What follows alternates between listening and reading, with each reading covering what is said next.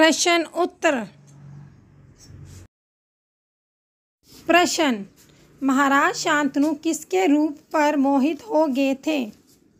उत्तर, महाराज शांतनु गंगा के रूप पर मोहित हो गए थे। प्रश्न, शांतनु गंगा पर क्यों मोहित हो गए थे?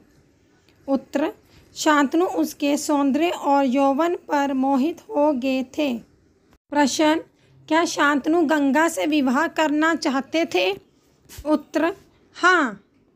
प्रश्न, महाराज शांतनु को गंगा से कैसे पुत्र हुए? उत्तर, महाराज शांतनु को गंगा से तेजस्वी पुत्र हुए। प्रश्न, बच्चे के जन्म लेते ही गंगा उसे क्या करती थी? उत्तर, बच्चे के जन्म लेते ही वह उसे नदी की बहती हुई धारा में बहा देती थी। प्रश्न, महाराज शांतनु गंगा को क्यों नहीं कुछ कह पाते थे?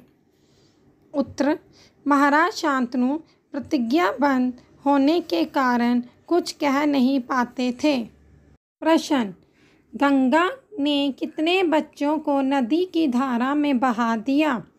उत्तर, 7। प्रश्न, गंगा ने किस बालक को नदी में नहीं फेंका? उत्तर, 8वें। प्रश्न, कालांतर में 8वां बालक संसार में किस रूप में विख्यात हुआ? उत्तर, कालांतर में 8वां बालक संसार में भीष्म पितामह के रूप में विख्यात हुआ। प्रश्न, एक दिन जब महाराज शिकार पर गए तो उन्होंने गंगा के तट पर क्या देखा?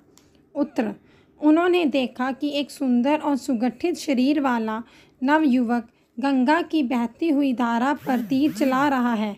उसके बाणों की बौछार से गंगा की धारा अवरुद्ध हो गई थी। प्रश्न, शांतनु के 8वें पुत्र का क्या नाम था? उत्तर, देवव्रत। प्रश्न, देवव्रत के शिक्षक कौन थे?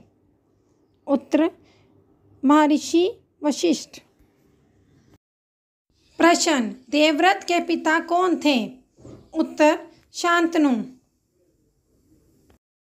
प्रश्न, नदी के तट पर क्या देखकर शांतनु दंग रह गए? उत्तर, उन्होंने देखा कि एक सुंदर और सुगठित शरीर वाला नवयुवक गंगा की बहती हुई धारा पर तीर चला रहा है। उसके बाणों की बौछार से गंगा की धारा अवरुद्ध हो गई थी। यह देखकर शांतनु दंग रह गए।